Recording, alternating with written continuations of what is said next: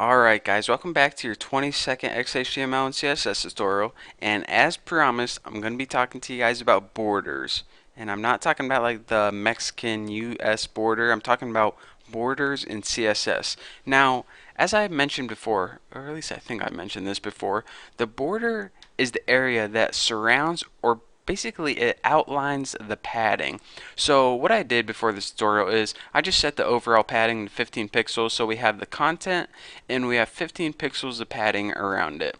So now what I need to do is show you guys what a border is. So let me make one of the ugliest borders ever. I'm just going to make it stand out, and I'm going to make like a red border or something. So the border, you think you might just be able to type border and type a red, but you can't just do that. Border actually has three properties that you need to set in order to make a border. The first one is border color, and let's just go ahead and set this equal to red.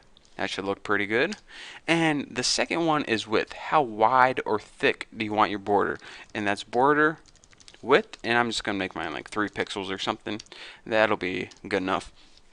And the last the last element you need to set when working with the border is border style. Now, I think by default it might be solid, but let's see if I can remember. There's dotted, dashed, I think there's one called double, groove, inset, outset,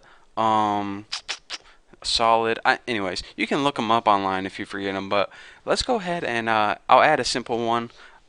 Border minus style dashed, and this gives you like dotted lines basically. So now let's go ahead and save this and see what we get.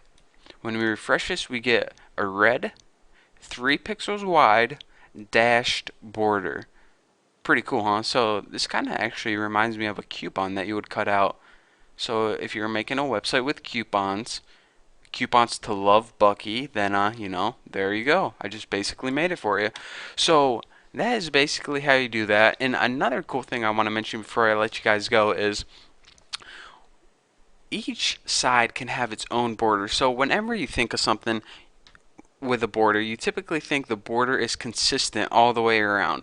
But sometimes when you're creating a website, you want the top to be one thing, or maybe you only want a border on the bottom like it's underlined in a cool type of way. So you can do that using some special border properties, and that's this. Say you want to change like the top or something. You can use border minus top minus color and set this equal to like green. That looks good.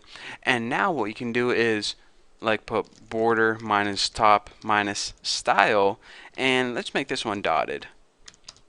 And now let's go ahead and oh yeah, the width. Border minus top minus width, and set this equal to like 4 pixels. Bump it up a little bit. And if I didn't mess up anything, I should get a nice dotted green 4 pixel border across the top. So this looks pretty ugly right now, but trust me, if you work with it, I mean, most people you just use this when they want to underline something, like if it's like the title of a paragraph or title of an article or something. But I just want to show you guys a quick example, so I made the ugliest website I could possibly make.